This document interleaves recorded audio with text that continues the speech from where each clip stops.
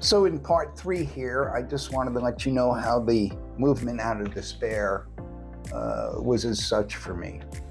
With my father, I manipulated the system. I got him in a caring facility about a block from my mom, where she lived, and she was able to go down there and care for him because they never knew when she was going to show up. He was always clean. He was always taken care of. My younger brother, with really the force of anger, and it was anger, got the HIV Foundation of the state of Florida to file a discrimination case against him for being HIV positive. They got him to be seen by 3 major transplant centers: the University of Miami, the University of Pittsburgh, and UCSF in San Francisco. And he got put on a transplant list. The first HIV person in the world to be accepted for a transplant. Afterwards, University of Washington, UW in Seattle, changed their protocol to accept high-risk individuals for a high-risk surgery.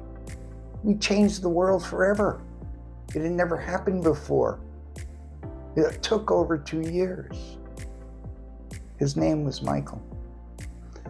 My older brother, his irresolved PSTD, resulted in the veterans being treated for this debilitating condition, where previously they were not. Again, I can't talk about that. Not at the moment. My mother's situation, as a result of a narcissistic father I had, now has narcissism being highly studied and treated as a viable, debilitating condition. In each of my situations, I moved, I pivoted, I made motion happen. Instead of saying, I'm in despair, I don't know what to do, this sucks and I can't change it. I could not stay in that space of despair. I've learned and understood, as I mentioned before, you can't steer a canoe if it doesn't move forward. In your life, create motion, create change, do something different. Get off the highway and take the side road. It'll change your life. We at Zenner Furniture, we're always running into something. We're always running into some sense of despair. We go back to the table saw, we cut another piece of wood, we try it another way. Try it another way. And that's what moves you out of despair. You don't have to have the answer. You don't have to say, what's the right way? I'm not sure which way. What should I do and how should I go?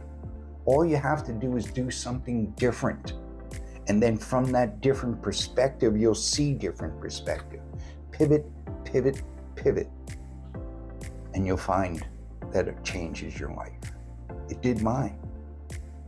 Come and see us at Zenner Furniture. Hang out. I used to have 4 or 5 shops in 4 or 5 different states. In front of each one of them, there was these old ratty chairs. People would drag them up and sit them in front of the garage door. And 4:30, I used to come out at the end of the day, and there would be 4 friends of mine. And they would be on their way home from work. And it was just a place where you could stop, think about what was going on in your life, and pivot and do something different. We called it the 4-Chair Society, but it was always existing. So I'll tell you about that another time. Love you, fam. And remember, come down to Zenner Furniture, hang out with us. Maybe we can help pivot and change your life from despair to a place of love and direction. That's what's worked for me. I can only share it with you, and I'd love to.